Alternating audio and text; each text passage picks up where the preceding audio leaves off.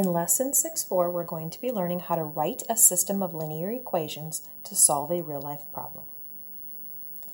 Here's our first example. We're asked to create a linear system to model the situation of this rectangle.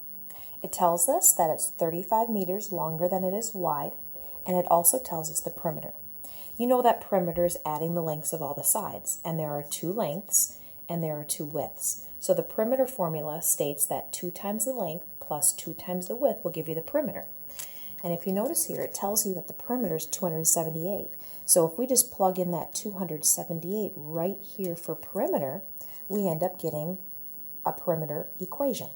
Now, if you look at the systems that you're given here, do you see where A and B both have that perimeter equation, but C and D don't? So I can cross off C and D here. I know that it has to be either A or B because that is the perimeter equation.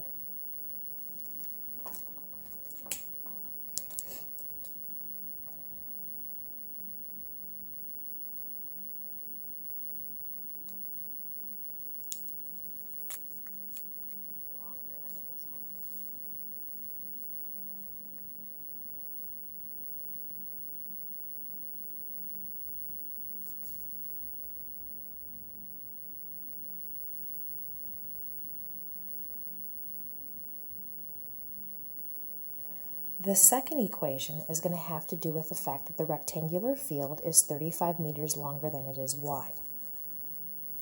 Well, here we have the width, and this statement is describing the length. The length here is 35 meters longer than the width. So this part right here is 35 more than that. So I could write that as 35 plus W. This is referring to the length. So the length is equal to 35 meters more than the width. And if you look at A and B here, it clearly states that in B. So it looks like we're going to be going with choice B for our system of equations. So now let's go ahead and solve our system. I just took it from here and I rewrote it here. So it looks like this first equation is solved for L. So right here it says L is equal to this expression. So we can take that and we can plug it into the other equation in place of L. So you can see here that I just plugged the L in as W plus 35 and I copied the rest of the equation. Now we're ready to go ahead and solve it.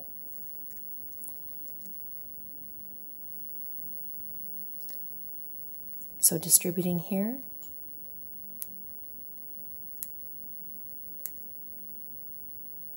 combining like terms, subtracting,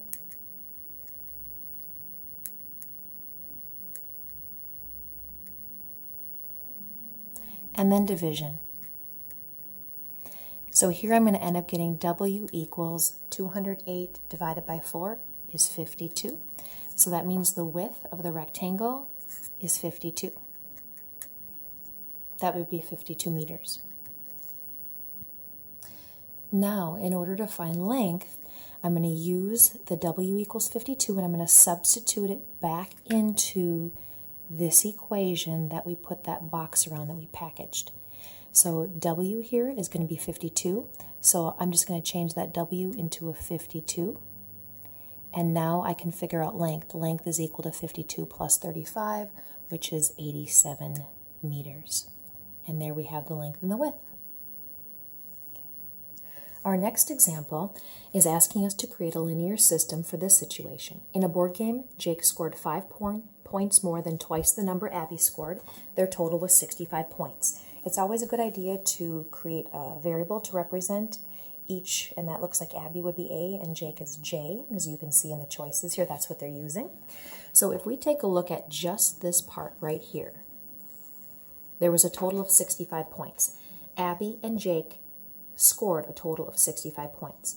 And here, if A is representing the points that Abby scored and J is representing the points that Jake scored, and if they scored a total of 65, I could say A, which is the points that Abby scored, plus the points that Jake scored would equal a total of 65 points. Now you notice here that this set of equations and this one all have that equation in it. This one does not, so cross this one off. Okay, then the second part, we're going to want to use this statement right here. In a board game, Jake scored 5 points more than twice that Abby scored. So if I think about that, looking at these other choices, Jake's points is 5 more than twice Abby's. So if you were to write that, it would look like this. The number of points that Jake scored is equal to 5 more than twice Abby, twice the number of Abby's points.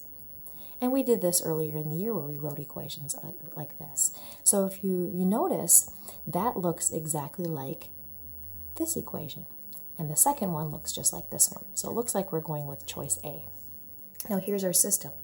In order to solve it, it's set up perfectly for substitution.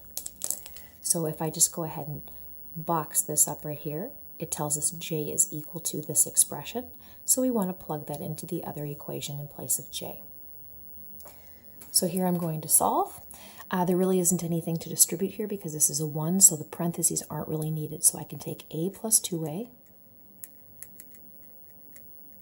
subtract the 5, and I end up with A equals 20. So it looks like Abby scored 20 points. Now, in order to get Jake's score, I'm going to substitute it again. I'm going to substitute it back into this package up here, where I put the box, plug 20 in for A. So if A is 20, 2 times 20 is 40, and 40 plus 5 is going to equal the points that Jake has, 45, and there we have it. Okay, our next problem here tells us the rate at which 2 different candles are burning. The question we're being asked is after how many minutes will the candles be the same height? I just want to give you an idea of what this type of problem is actually saying and to understand exactly what they're asking us to find. When will they be the same height? Here's a little drawing that will help you understand it. And if you just want to fast forward to the actual problem, you can, but this will at least give you an idea of what it's talking about. So here we have a candle that's 66 inches, and here's 38 inches, so it's shorter. However, if you look at the equations, the 66-inch candle is burning 3 inches per minute. So it's burning at a pretty fast rate. This one is shorter, it's 38 inches tall, but it's burning at a slower rate. It's burning or decreasing at 1.25 inches per minute. Well, eventually what's going to happen is they're going to cross paths. Let me give you an idea of what this would look like on a graph. So I'm going to use green here to represent the taller candle. So this 66-inch candle is burning pretty quickly. So I'm just going to draw a sketch of what it might look like when it's burning. Okay, so there it goes. Then I'm going to use the blue here to just describe what this candle would look like when it's burning. Now it's burning at a slower rate, so the slope is not going to be quite as steep.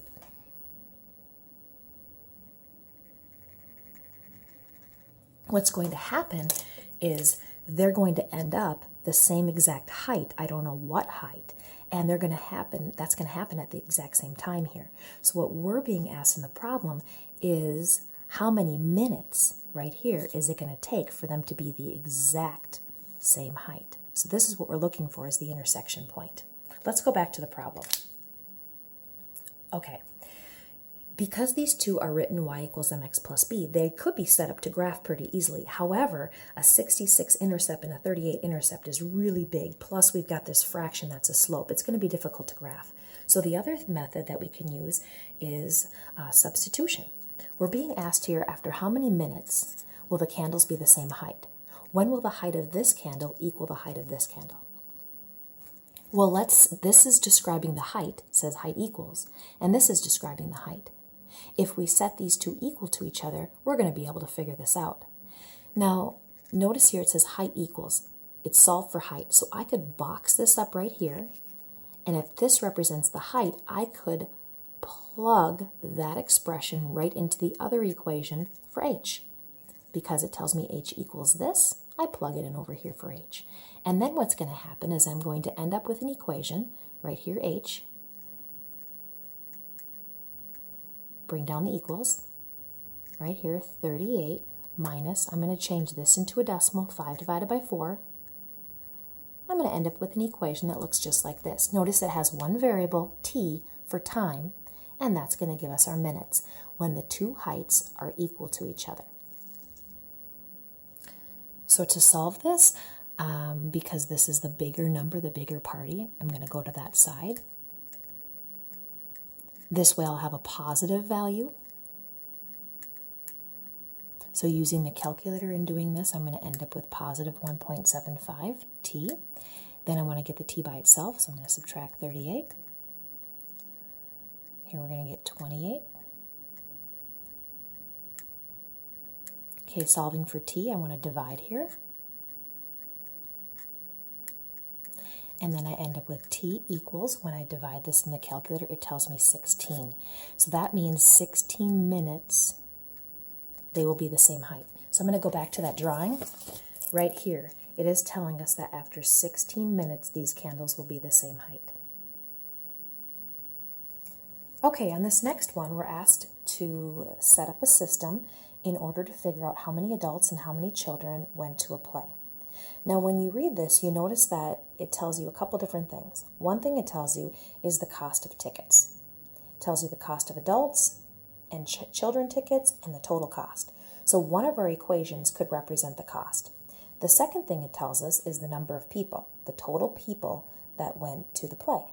Now, if I use A to represent all of the adults that went to the play and C for all of the children that went to the play, I could easily write an equation representing the number of people. There are 11 people. So I could write that as the number of adults plus the number of children equals 11. And now this equation represents people. Now look at our answer choices. This adds up to 11, so does this, so does this, and so does this. So at this point, knowing there's 11 people, the combinations that they're giving us for answer choices would all work. Okay, the second equation we're going to need to write to make our system is going to have to do with the cost. So adult tickets cost $22. That's $22 per adult. And the children tickets is $15. The total cost is $228. So let's write an equation for that. Adult tickets are $22 per adult. That's the cost or value of the adult tickets.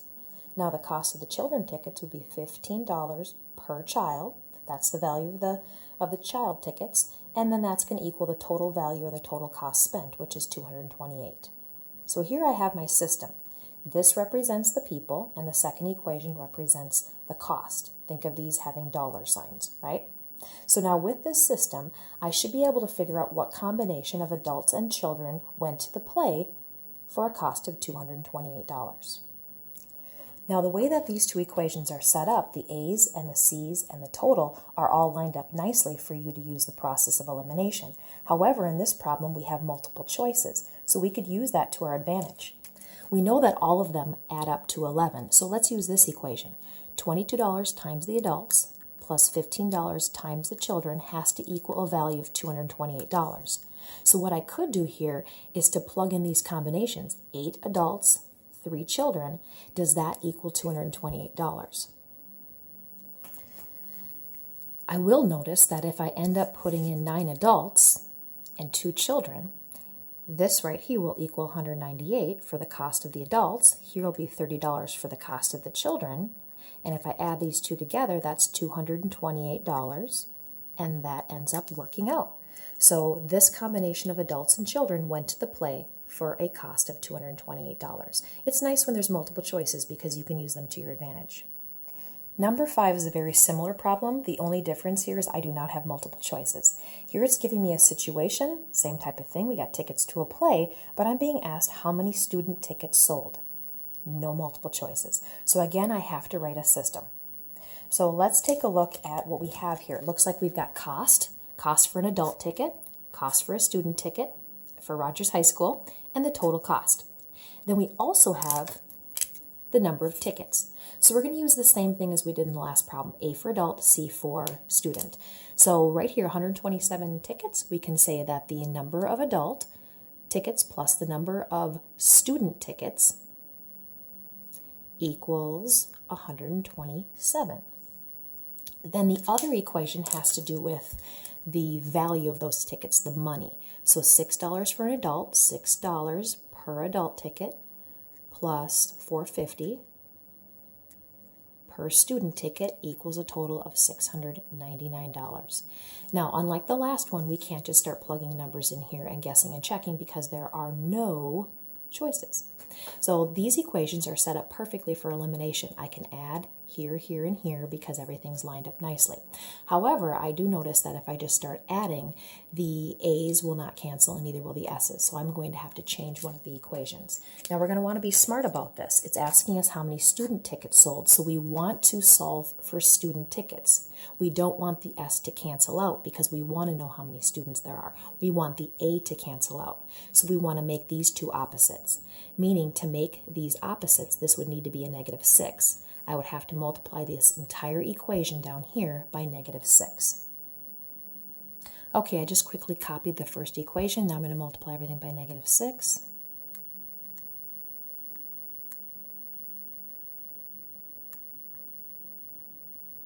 Okay, now I can go ahead and add these two together. So of course these are opposites, they will cancel. Here when I use the calculator and combine these two, I'm going to get -1.5s. Here if I use the calculator to combine these two, I get -63. Now this is a multiplication, so I divide by -1.5. And when I divide two negatives, I get a positive, and the calculator is going to say 42. So it looks here like when I solved my system for student tickets, I get 42 student tickets. All right, on number 6, Mr. Huss has 37 quarters and dimes in his pocket, a whole pocket of change. If the change is worth $6.85, how many dimes does he have? There are no systems to choose from, so we are going to have to set up a system. There's two things going on in here. First, we know the number of quarters and dimes that he has in his pocket. And then secondly, we know the value of the quarters and dimes in his pocket.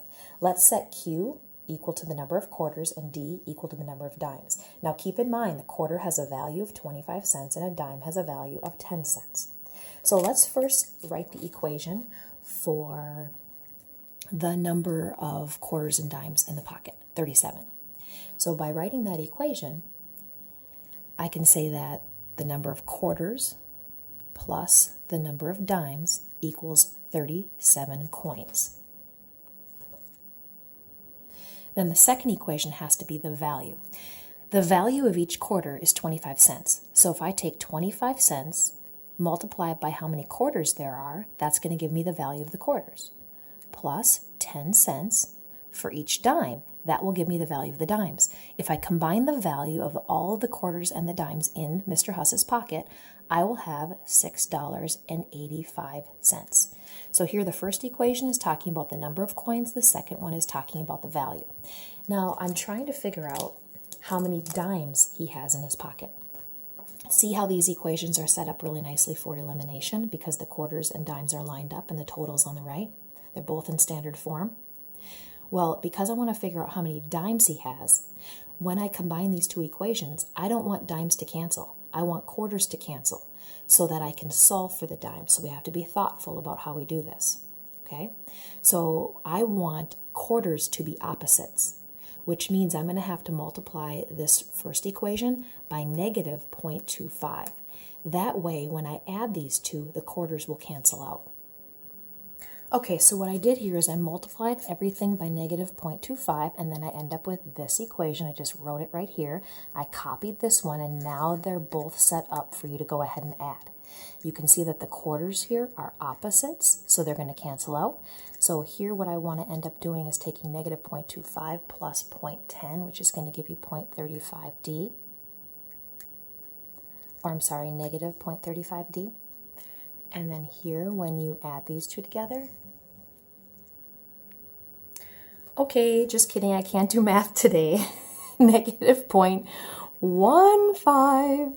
Okay, so if you add those together, you get this. Then if you add these two together, if you plug this into your calculator, you're going to end up with -2.4. Trust me, this one's right. Now I'm going to divide. Okay, so here I'm going to get dimes equals, when you divide these two in the calculator, it's going to come out positive 16. Mr. Huss, you have 16 dimes in your pocket. All right, let's do number 7. Used car lot has motorcycles and trucks.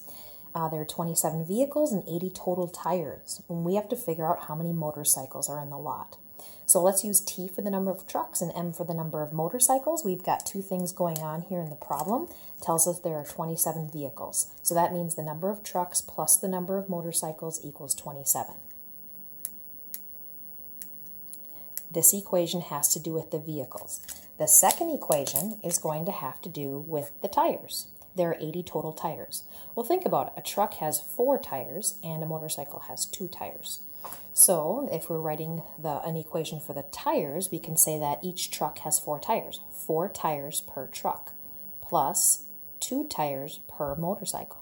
This combination right here, this combined amount is going to give us the total tires in the entire lot, 80.